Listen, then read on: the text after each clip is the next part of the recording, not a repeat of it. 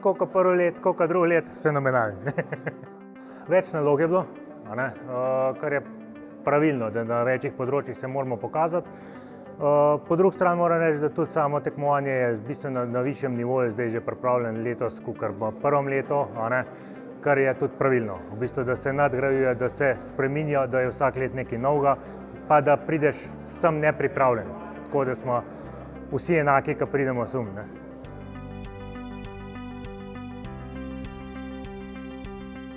Ne glede na uvrstitev, letos ne bom več, mislim, bo letos zadnjič. Prvič mi je uspel hat-trick, se pravi, zdaj nekomu že to 3 zaporedne zmage bo kar en zalogaj za nekoga drugega. Po drugi strani pa ne želim, da bi zdaj zaradi tega, ker sem po eni strani nepremagljiv, čeprav so še lahko tudi boljši od mene, ne bom rekel, da ne, ampak da ne bi drugi izgubili nekje ene motivacije za naprej, to, da naj bojo še drugi na vrst.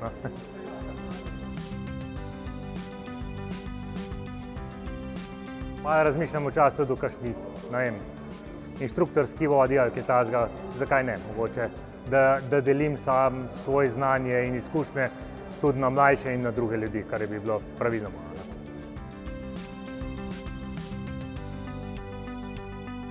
Imam tudi vozila, ki so še v garanciji, to, da tudi teh se ne branimo in zakaj jih ne bi, lahko jih tudi po samih zakonskih določilih servisiram. To, da mi je tudi izziv novejše tehnologije čim bolj. Če pa pride star fičo, bomo pa tudi starega fička popravili, vsega znamo.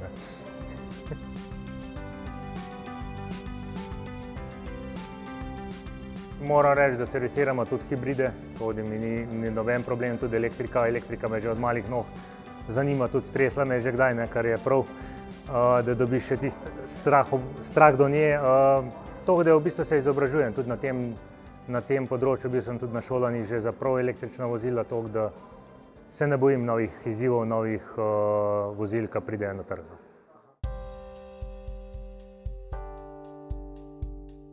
Se tudi pooblaščeni servisi, ki so bili vsa leta samo za eno znamko, začeli odpirati tudi na druge znamke zaradi povpraševanja na trgu oziroma zaradi tržnega deleža.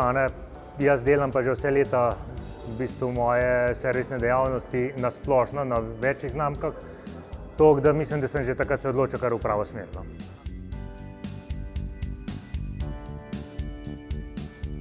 V bistvu so v eni prednosti, ker oni dobijo, ko novo vozilo pride ali pa še mogoče preden je v samem salonu, imajo že te znanja.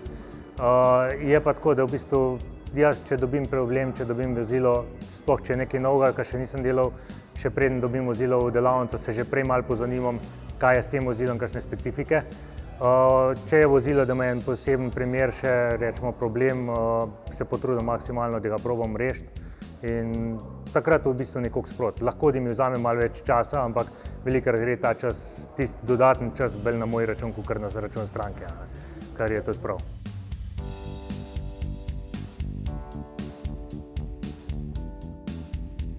So raznorazni te programi, kot Vivit, Autodata, še en par drugih, za katere tudi plačujem letno najemnino, to, da imam v bistvu updatene sproti, da je vsak avto, ki greš po šasiji not ali po letniku tipu vozila, vsega tega dobiš tam že same podatke, tehnične navodila za delo, vse te zadeve.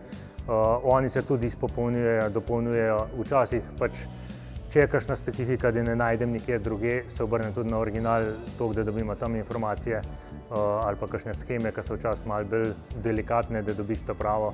In ne sme biti to problem, v bistvu znanje je dostopno, včasih ga pa težko najti, poiskati ga moraš.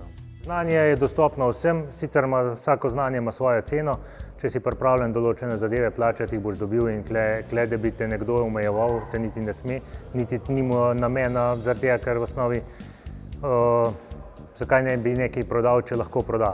Te pač informacije so za pooblaščence v njihovih letnih pogodbah, ki jih imajo, ki jih tako plačujejo, malce bolj dostopne zame, če vidim, da jo rabim, si jo bom pa plačal takrat, ko jo rabim in zakaj pa ne. Važno, da rešimo problem.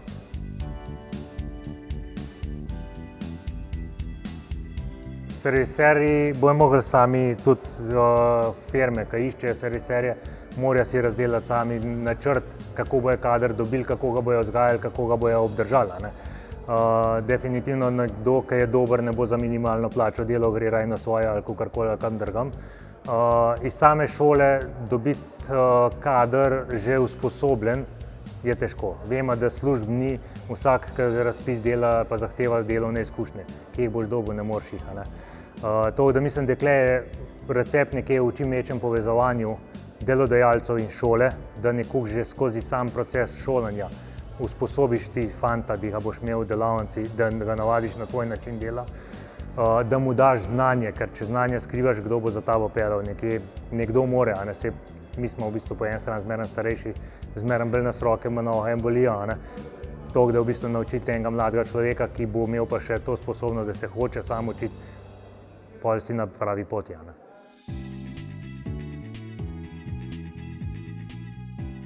Dokler sem sam v delavnici, vem točno, kaj je narejen, kako, ne rabim si nič zapisovati.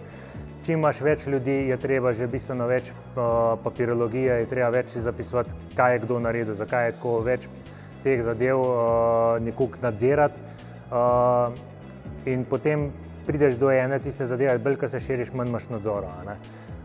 Se pravi, moraš že spet nekoga postaviti, ki je na višjem nivoju, da bo on nadziral une nižje, kar pomeni že kompleksnost, ampak to je dobro, itak vemo, da ekonomija poslovne, te vede, to tudi učijo, vejo kaj, kako, da je pa potem spet, se pravi, več kaj ljudi, storilnost na enega pada, če bi rekel, več rabiš tudi režije, več rabiš tega in ne moreš pa, ne vem, zdaj prej sem bil sam, zdaj imam pa 10 ljudi, da jim pa tudi cena dvignila, kaj tazga ne gre. Nekaj smo že tudi razmišljali v tej smeri, ampak zdaj enkrat sem rekel še umirjeno naprej.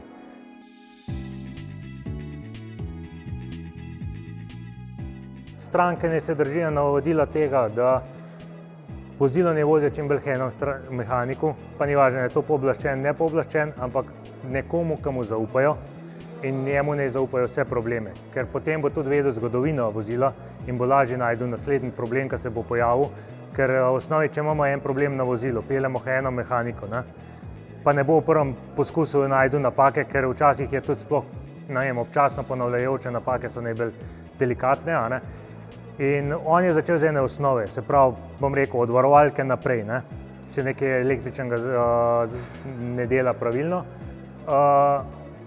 Čez 14 dni ta napaka se pojavi in peljemo nekomu drugom. Tudi ta bo začel spet od varovalke, ker mora začeti z osnove, ker ne ve zgodovine. Če bi peljali pa v prejšnjem, bi pa že vedel, to sem že preveril, se pravi, gremo od tukaj naprej. In bo bistveno hitreje najdu napako, kakor 5 drugih, lahko pa, da ta petem prideš, ki je pa že imel ta napako na enem drugem vozilu, bo pa takoj najdu.